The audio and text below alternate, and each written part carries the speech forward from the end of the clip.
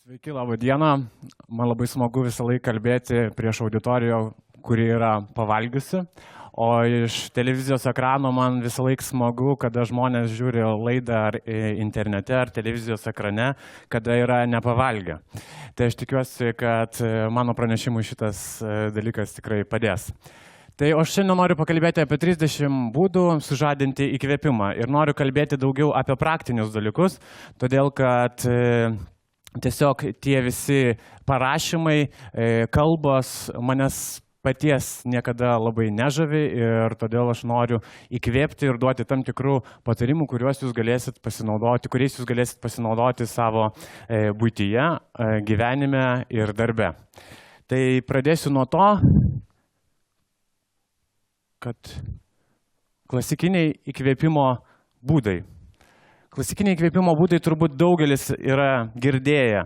Kelionės, knygos, muzika, teatras, botanikos sodai, internetas, periodinė literatūra ir visi kiti dalykai, kur paklausi praeivio gatvėje, jis tau pasakys, kas tave įkvėpia. Knygos, matytas filmas, dar kažkokie dalykai. Mane šitie visi dalykai domina, bet aš apie juos nenorėčiau kalbėti. Tik apie vieną dalyką norėčiau, vieną dalyką iš šitų visų punktų aptarti, atspėkite kurį. 10.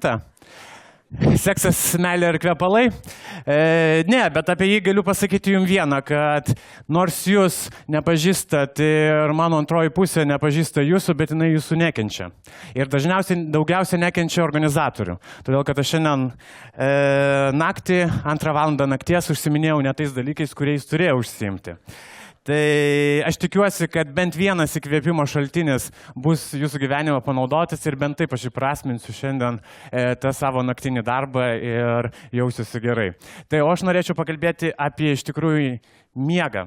Ir kalbu apie tai, kad dažniausiai užduodamas klausimas man yra, tai po velnių, kiek tu per parą miegi? Ir atsakymas būtų 4 valandos. Aš esu iš tų žmonių, manantis, kad 4 valandos tai yra tas laiko tarpas ir tiek užtenka žmogui, kad jis būtų veiklus, darbingas ir kūrybingas.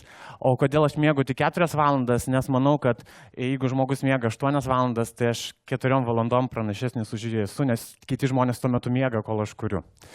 Bet vėlgi aš kalbu apie tik savo patirtį, tai nebūtinai reikia pritaikyti jum. Ir dabar aš noriu kalbėti apie praktinius įkvėpimus. 12 įkvėpimas tai yra kitas maršrutas, aš jį pavadinau taip ir noriu, gal esate girdėję apie tokį dalyką, kad į darbą galite važiuoti vietiniu transportu, kaip įpratę, su mašina. Kartais nueikit ir siūlau jums nueiti pėstute, nes atrasit tam tikrų dalykų. Gal pakeliui sutiksite tam tikrą žmogų arba kaimyną, kur niekada gyvenime nesutinkat, nes nuolatos sėdat į automobilį ir važiuojat. Lygiai taip pat jeigu einate kur nors arba važiuojat, pavyzdžiui, į Palangą, nevažiuokite tuo keliu, kur visą laiką važiuojat. Važiuokite truputį kitaip. Ne kiekvieną kartą, bet bent karts nuo karto pakeiskite kryptį, nes būtent kelias ir tas maršrutas mus, aš kaip vadinu, vamzdinis matymas. Mes matome tik tiek ir visą laiką važiuojam, tik tai taip ir taip. Bet jeigu mes naktį atsistotume kur nors ir pamatytume žvaigždės, mane tai, pavyzdžiui, tai įkvėpia. 13. Naujas maistas ir naktiniai apsipirkimai arba maudynės. Ar prisimenat tą dalyką, kada pakankamai auditorija jauna, bet aš prisimenu, kai sekmadieniais buvo ta diena, kada visi maudydavosi. Maudydavosi sekmadienį ir buvo ta diena, kada jau reikėjo taip išsimaudyti, kad už visą savaitę. Tai aš siūlau, žinokit, atsisakyti šito dalyko ir kada jūs apsipirkinėja dažniausiai? Greičiausiai sekmadienį, trečiadienį, keletą kartų į savaitę. Aš apsipirkinėju dažniausiai naktį arba vėlai vakarais. Tam, kad galėčiau prieiti prie tam tikrų prekių, tam, kad galėčiau be eilių, kad mane galėtų aptarnauti, kad galėčiau apžiūrėti tam tikrus dalykus ir sugaišti realiai mažiau laiko, todėl kad jūs laukite eiliai prie visų tų 25 žmonių. O tuo metu, kol jūs laukite eiliai prie tų žmonių ir galvojate, po velniais, kada čia greičiau dirbtų. O dar jeigu būna tokių momentų, kada kasininkė neranda barkodo ir sako, reikia nueiti pažiūrėti ten. Tai aš naktį tokių dalykų labai retai, tarkim, pasitaiko, bet nereikia laukti tos eilės ir tuo metu aš galiu per tą laiką geriau pažiūrėti naujų kažkokių tai produktų, patyrinėti juos ir gal net paskanauti. 14. Kur valgysime šiandien arba už kavos puodelį 200 litų. Aš esu iš tų žmonių, kuris galvoja, kad karts nuo karto reikia paragauti gyvenime tokių dalykų, kurių ne visą laiką gali paragauti. Grįžęs šiais metais iš Vietnamo, kur ragavau gyvatienos, gyvatės kraujo, ragavau širdį plakančią, dar suvalgiau. Vienu metu vos nesupikino, bet kažkaip tai atsilaikiau, nes kamera buvo prieš akį, galvau, kad kažkaip tai reikia būti drąsesniam. Ir šitas, tarkim, poelgis mane įkvėpė per mūsų naujos laidos pristatymą visiems pagaminti būtent patikalą iš gyvatienos. Gal iki to dalyko, jeigu nebūtų šitos kelionės ir aš neparagaučiau šito patikalo, gyvenime gal nepagaminčiau šito dalyko. Kava už 200 litų.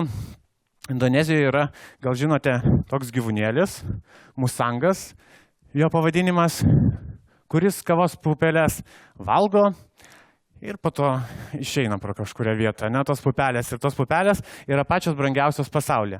Ir aš esu pats ragavęs, Milane kavos puodelis kainuoja apie 55 litus, tos kavos espreso mažas, o Dubajuose apie 200.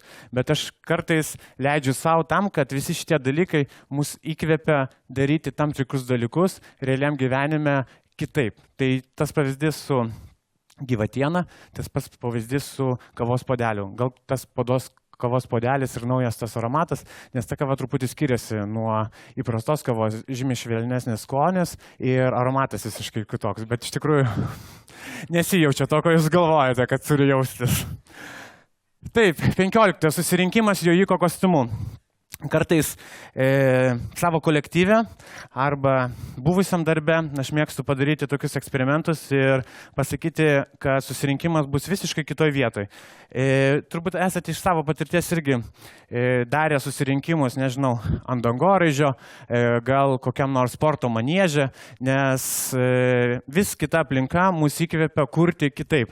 Nes jeigu mes sėdime tojam pačiam ofise visą dieną ir mums dar ateina direktorius arba kūrybos direktorius ir sako, klausykit, kolektyvas, čia susitvarkys vyrukai, ateina direktorius ir sako, čia reikia sukurti idėją, o visi krapšto ten nosį, mato tą patį paveikslą, tą pačią administratorę ten sėdžiantį už stiklo prie žmonių žurnalo, ten dar kažką tai, o kada jūs esate visiškai kitoje erdvėje. Vienas iš pavyzdžių, tai buvo susirinkimas valtyje.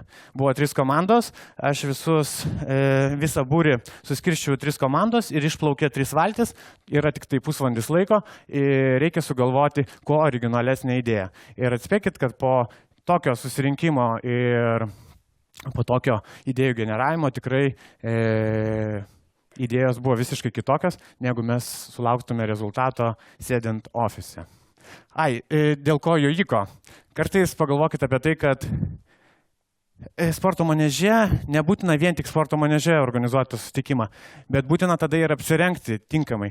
Nes iš patirties galiu pasakyti, kada ateina projektų vadovė su sijonėliu, su pėdkelnėm ir bijo atsisėsti ant žolės arba bijo atsisėsti ant tų kėdžių, kur gali suplėšyti savo prabangias kojines, irgi nėra blogai. Tiksliau, nėra gerai. Tai todėl aš visą laiką siūlau persirinkit tam, kad galėtumėt atsigulti, tam, kad galėtumėt jaustytis komfortiškai, nes vien tik tai aplinkos kartais neužtenka. Aklas supančiotas susirinkimas. Tai yra toks susirinkimas, kada aš pasakau, sėdim visi už stalo ir generuojam idėją, bet generuosim idėją užrištom akim. Tam, kad kiti mūsų pojūčiai visi dar labiau atsivertų ir pabandykite šitą dalyką savo kolektyve, nes kokios idėjos kyla visiškai nematant kitų žmonių. Ir pirmas dalykas tai yra būna juoko priepuoliai, bet po jų, žinokit, atkeliauja tam tikros idėjos. Nepaslaptis, kad yra ir aklos vakarienės su maistu susijusios, tai lygiai taip pat, ta prasme, tai vienas mažas žavesys, kuris paprastą vakarienę paverčia įdomią, lygiai taip pat ir susirinkimu. neįleis šaknų savo darbo vietoje. Nu, aš nesiūlau jums labai dažnai keisti darbo vietą. Ir nesiūlau kas pusmetį vis žvalgytis ten online, CV online ar kažkur tai ten tų darbo pasiūlymų naujų, bet kartais susikeiskite su savo kolegomis vietomis arba pasiūlykite savo vadovui atsisėsti į jo vietą ir visą savaitę dirbti ten. Tam, kad pamatytumėt iš kitų pusių visiškai kitus dalykus, nes mane tai įkvėpė ir karts nuo karto, ta prasme, tai atsiranda vis kažkokios idėjos dėl to, kad jūs pakeičiat kasdienį gyvenimą darbe. Ekspromtas čia ir dabar arba vakarienė Barcelonoje. Šiais metais tų ekspromtų pas mane gal buvo kokie 5, taip aš atsidūriau Rygoje, Ukrainoje ir Dubajuose. Tai buvo penktadienis, kas liečia Dubajų, buvo didesnis laiko tarpas, nes reikėjo vizą gauti, o Ukraina ir Latvija buvo taip, kad aš penktadienį sėdžiu su kolegė ofise ir sakau, kad rytoj vakare mums idėją reikia generuoti ne čia. Ir mes nuvažiavom, sėdom į autobusą ir išvažiavom į Rygą. Ir kitą kartą išskridom į Ukrainą, nes dabar tiesioginiai skrydžiai labai geri yra, tai turėkite omeny, kad galima kartais pasielgti spontaniškai tam, kad idėjos vėl ateitų pas jūs. Tai nebūtinai kelionė į užsienį, tai gali būti, nežinau, Balbieriškio kaime arba tam pačiam gyvenant Vilniuje atvažiuokit į Kauną. 19. Įsijaus į kito žmogaus kailį Paryžiaus žaislai. Prieš 2 savaitės, tiksliau prieš mėnesį grįžau iš Paryžiaus, kur mano pagrindinis vienas iš tikslų, aš neapsipirkinėjau nei drabužių parduotuvėse, nei gurmaniškose parduotuvės, ką labai mėgstu daryti. Vaikščiau tik po žaislų parduotuvės ir vaikiškų prekių parduotuvės. Nes vienas klientas užsakė pas mane meniu, būtent vaikų meniu, su visa fotosesija, visų vaikų patiekalų, kaip jie turėtų atrodyti. Ir todėl aš norėjau įsijausti į to žmogaus, į to vaiko kiekvienos dienos būtį ir pažiūrėti, kaip tas vaikas iš kokių indų valgo, kokios yra paskutinės tendencijos mados ir taip toliau ir panašiai. Tai šitas dalykas tiesiog irgi padeda skatinti ir sukurti naujų kažkokių tai idėjų ir perversmų būtent su to žmogum susijusiu šiuo atveju su vaikų meniu. 20. Derink nesuderinamus dalykus arba važiavimas rykščia kitaip. Kas matė, kas nematė, šiais metais buvo filmuojamos laidos kulinarinės, kurių pagrindinis tikslas buvo gaminti neįprastoje vietoje. Tai mes gaminome oloje, valtyje, ant aukščiausio dangoraižio ir visur kitur. Ir sujungėm, atrodo, nesuderinamus dalykus, nes virtuvė vis tiek turi būti arba sodyba tada, arba virtuvė. Bet kas neleidžia gaminti tiesiog plaukiančioje valtyje, nežinau, ekstrakcione ar dar kažkur tai kitur. Tai tiesiog nebijokit derinti 2 skirtingas sferas arba 2 skirtingas vietas arba 2 skirtingus tam tikrus dalykus, kurie atrodytų niekada nedera tarpusavėje. 21. Bendrauk su vaikais ir paaugliais. Šitas dalykas man labai patinka, nes vaikai yra ta mūsų ateitis, kaip ir banaliai skambėtų, bet taip iš tiesų yra. Ir vaikų nepažabota fantazija ir jie nuolatos ir nebijo pasakyti, nebijo suklysti ir svarbiausia, nebijo fantazuoti. Tai iš vaikų man visą laiką yra inspiracija tokia, kad jie kūrė kažkokius tai dalykus ir paskutinis pavyzdys, tarkim, su mano sūnėnu, kuriam yra 4 metai, mes dėliojam su jo Lego ir man toptelio Lego ir čia atsiranda, kad jis atneša uogienę ir valgo tą uogienę šalia Lego. Ir man toptelio mintis, kodėl nepadaryti uogienės fotosesiją į mūsų žurnalą, būtent tarp Lego įvairiausių kalodėlių. Tam, kad atsisakyti tos buitinės nuotraukos, kur yra uogienė, aprištas gražiai su kaspinuku, čia šiltai, čia viskas etiketė padaryta. Nes tokios nuotraukos visiems yra nuobodžios. Ir klientui pasiūliau būtent nufotografuoti uogienę tarp Lego kalodėlių. Ir žiūrėjau, puikus projektas. Tai tiesiog iš vaikų kilo kažkokia idėja. Jeigu aš nežaisčiau tuo metu su sūnėnu, greičiausiai tos idėjos ir nebūtų. 22. Užkalbink lakūną. Tai nebijokit prieiti prie tam tikrų žmonių, prie kurių gyvenime gal ir niekarto nesate prieėję. Tai jeigu matote gatvėje einantį, nežinau, kažkokį verslininką, kuris jums labai patinka. Sustokite, pakalbinkite, per galvą jis tikrai jums neduos. Nu, gal jeigu verslininkas labai rimtas su apsauga, gal apsauga nuvis, bet manau, kad galite susiderinti su šito dalyku. Lygiai taip pat man buvo su Gordonu Ramsiu, turbūt visi žinote šitą dalyką, bet aš niekur apie šitą dalyką nesigiriu ir nesigirsiu, tai čia vienintelis dalykas, kur jums pasakau, vieną kartą Milane, vienam iš restoranų buvo Gordonas Ramsis ir aš priėjau tam, kad man būtų, nes aš norėjau jį paliesti, pačiupinėti, nepagalvokit nieko blogo, bet tiesiog ir pabendrauti bent trumpai, ta prasme, su tokiu žmogumi.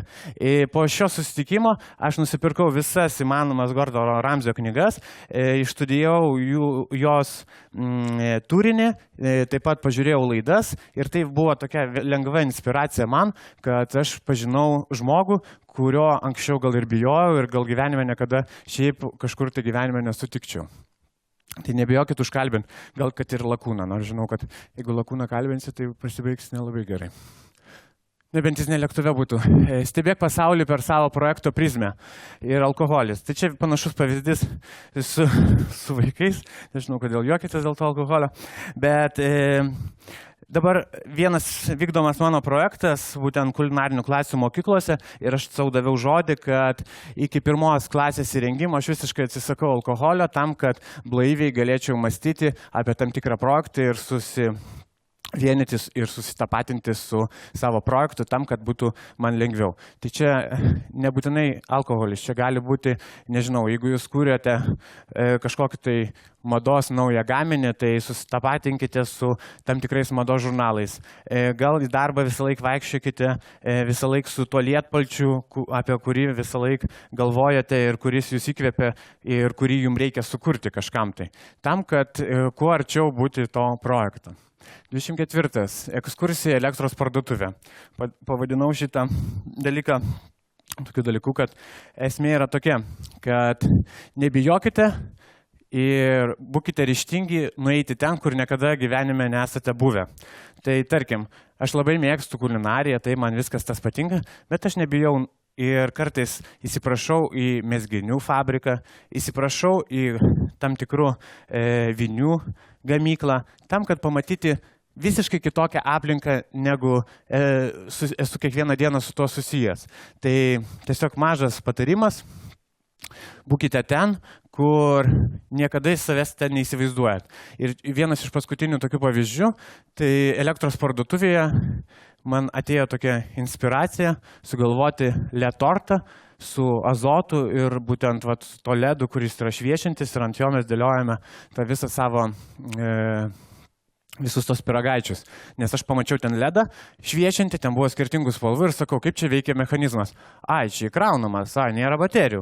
Ir tada pradėjau domėtis to dalyku ir su technologais po to sukūrėm tą ledinį stalą, kurį bet kur pastatai, bet kur įsijungia ir efektas labai didelis ir galingas. Tai vienareikšmiškai, jeigu ne ta ekskursija į visiškai parduotuvę, kuri manęs šiaip gyvenime niekada nesudomintų, tai gal to stalo ir nebūtų. 25. Nauja veikla, 3 kartus daugiau pinigų. Noriu pasakyti jums ir prisipažinti, kad buvo laikas, kad aš turėjau labai daug idėjų, bet labai nukentėdavau finansiškai, nes nelabai mokėjau skaičiuoti pinigų. Ir buhalterija man buvo kažkoks kosmosas ir nieko nesusigaudavau. Ir vieną dieną aš pasakiau savo, kad aš baigsiu buhalterinius raštingumo kursus ir viską žinosiu. Ir dabar po kažkurio laiko man tai mažiausiai kelia problemų ir dabar jau galvoju apie tokį dalyką, kaip gal kokio buhalteris ir aš prenumeratą laikraščio. Tai tiesiog, buhalterija tai yra vienas dalykas. Gal jūs nekart gyvenime nesate kūrę kvepalų, gal jūs nekart gyvenime nesate mezgę, siuvę, slidinėję ar dar kažką. Tai užsimkite ir pagalvokite apie tam tikrą veiklą, kuri jums gali atnešti daugiau naudos arba konkrečiai pinigų. 26. Maisto vakarėlį arba šaltibarščiai. Kartais darau eksperimentus su bičiuliais ir jiem pasakau, šiandien meniu balandėliai ir kiekvienas atsineša, žinot, kaip mokyklos laikais buvo, Onutė atneša morkų, Jonas kopūstą, auklėtoja ryžių, labiausiai nepasisekė, kad neša mėsą, nes brangiausia, dalinasi dažniausiai iš kelių, bet esmė yra tokia, kad ateina visi draugai, jūs pasakot, kad šiandien balandėlių nebus, o kas bus? Mes turim sugalvoti naujas 3 idėjas, ką iš šitų produktų galima sukurti. Taip gimsta dar nauji dalykai ir žinokit, kaip pato tos patikalus pagaminam ir valgom, iš tikrųjų emocijų ir pasitenkinimo yra žymiai daugiau, negu jūs gamintumėte tos pačius balandėlius. Su šaltibarščiais pavyzdys, tai mano vienas draugas iš Australijos atvažiavo ir aš jam pateikiau ant stalo lėkštę šaltibarščių, bulvių lėkštę, šaukštą, servetėlę. Atspėkit, ką jis darė? Jis bulvės įsidėjo į šaltibarščius ir taip valgė. Draugas iš Vokietijos ant bulvę pylė šaltibarščius ir galvojo, kad tai yra padažas. Tai kartais nebijokite eksperimentuoti su savo draugais ir bičiuliais, nes gal jie išras naują dalyką. Pavyzdžiui, jeigu tirštesnį padaryti padažą ir gal tai galėtų būti būtent ne šaltibarščiai, o šaltibarščių padažas prie kažko tai. Tai tiesiog tai dar inspiruoja. 27. Jung skirtingas sritis. Saldu, žyba, žalia. Nežinot kas? Salotas. Salotas nelabai saldžius, bet panašu. Esmė yra tokia, kad kartais mums renginiam reikia sukurti tam tikras idėjas, kurios būtų, wow, ateina klientas ir sako, aš noriu, kad kažkas tai būtų iš maisto nematyta. Nu tai ką, meteorito gabalą šokolade padaryti ar dar kažką tai. Ne, bet šiaip skamba jau gerai meteoritas gabale šokolade. Bet taip gimė idėja ant samanų, vietoj padėklo paprasto, ant jo uždėti daug iš miško atneštų samanų. Aišku, reikėtų, kad tos samanos pastovėtų keletą dienų, kad po to nebūtų ten jokių skruzdžių, gyvių ir visokių kitų dalykų, kurie gali irgi nustebinti jūsų svečius. Ir ant viršaus pagaminti saldainius, kurie yra su aukso dulkėmis. Tai vėlgi, tai yra saldainiai, atrodo įprastas dalykas ir visiems suprantamas. Kai ant jų atsiranda aukso dulkės, prasideda čia kažkokia metalurgija ir dar iš miško atneštos samanos. Tai yra 3 dalykai, kurie kaip ir tarpusavį visiškai nedera, bet jūs suderini, atneši klientui ir jis sako, tobula, fotografuokit. Tai va, tai esmė yra tokia, kad junkite 3 skirtingus, visiškai skirtingus, atrodo tarpusavį nederančius dalykus ir išgausit dar kažko įdomesnio. 28. Netikėtas pavidalas. Tai vėl visą laiką sakau, kad reikia galvoti apie tam tikras formas, apie tradicinės formas ir jų išpildymą. Pavyzdžiui, su kuo asocijuojasi skardinė? Tiesiog skardinė, va tokia skardinė. Šprotai, ne? O kas būtų, jeigu į juos įdėtume šokoladą? Mes tai padarėme ir liko visi sužavėti, todėl kad nieks nesitikė atidarę skardinę rasti šokoladą. Kitas mano projektas startuosintis kitais metais, tai yra vienom iš pasaulio, iš Europos miestų, bus parduotuvė, kurioje drabužiai sudėti iš šaldytuvus, kuriuose yra skirtinga temperatūra. Visi drabužiai yra skirti labiau žiemos periodui ir šaldiklyje vienam temperatūra yra -20, ten guli striukės, kurios yra atsparios -20 temperatūrai ir yra +3, +4 temperatūra, viršutinės tokios lengvi švarkeliai, prie kurių galite, ta prasme, kurios galite dėvėti. Tai vėlgi, ta prasme, šaldytuvas gali tapti inspiracija, jeigu jį pažiūrėsi ne kaip šaldytuvą, ne į tą produktą, kur yra sudėti produktai. Bet jeigu tu pažiūrėsi į šaldytuvą, kuriame yra sudėtos striukės, tu sakysi, kaip čia. Taip, manau, kad kiekvienas iš jūsų norės pamatyti tą parduotuvę. Tai laukint liko nedaug. 29. Šokoladas su riešutais nusistatymas.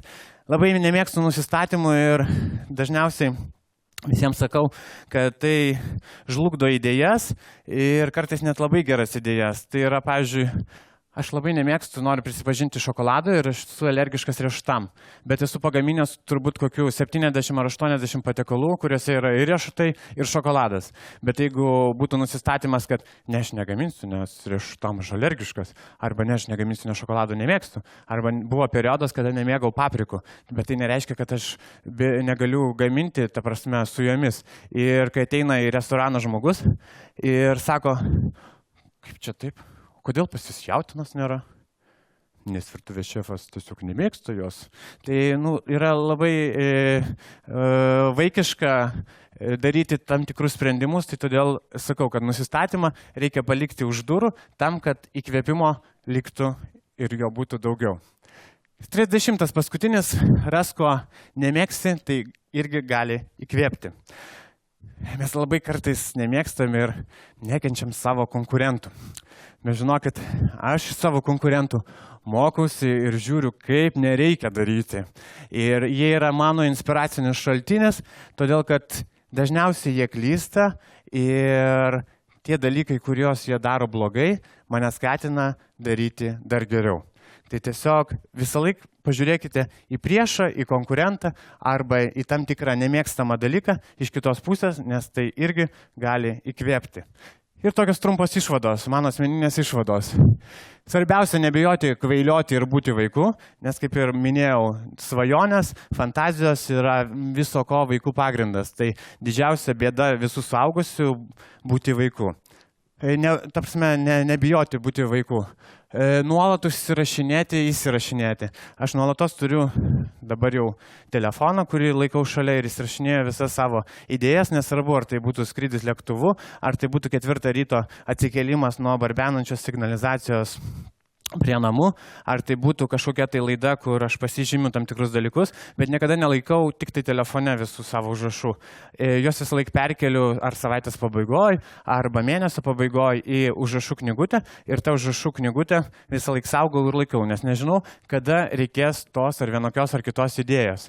Todėl ir sakau, idėjas reikia ne tik kurti, bet ir jas kaupti. Ir nuolatinis kaupimas idėjų, nes, tarkim, aš dabar atverčiu po 2 metų knygutę, kur aš užrašinėjau kažką tai ir žiūriu, kaip aš tą dalyką buvau sugalvojęs, tokį dalyką, ir jį pritaikau tiesiog šiandien, nes kartais gimsta kažkokia idėja, bet čia ir dabar jos negali gal realizuoti, bet po 2 metų žiūri, kad, atėjo laikas ją realizuoti, arba tu jau buvai visiškai pamiršęs. Ir svarbiausia, mokėk sudrebinti rutiną. Aš manau, kad rutina pagrindinis mūsų priešas viso įkvėpimo. Ir jeigu mes nemokėsime ją sudrebinti, ją, kaip sakau, nužudyti, tai mes nebūsim tie žmonės, kurie gali įkvėpti kitus arba įkvėpti patys save. Ir noriu užbaigimui, pačiai pabaigai, pasakyti klausimą, kurį dažniausiai aš užduodu savo kolektyvui ir savo darbuotojams. Jis yra toks, mėgstamiausias mano klausimas darbe, kelintadienis šiandien. Tai yra tas dalykas, kad aš per visus darbus, per visas veiklas ir per rutinos nebuvimą pamirštu tiesiog gyvenimą nuo pirmadienio iki sekmadienio. Aš nesidžiaugiu, kad šiandien yra penktadienis, nes rytoj nereikia darbo, man reikia rytoj darbo ir aš turiu begalę rytoj darbų, bet aš lygiai taip pat galiu džiaugtis pirmadieniu, nes pirmadienis gali būti ta diena, kada aš ilsiuosi. Tai dar kartą noriu visiems pasakyti, kad svarbiausia, gyvenkite taip, kad kuo mažiau gyvenime būtų rutinos. Ačiū labai.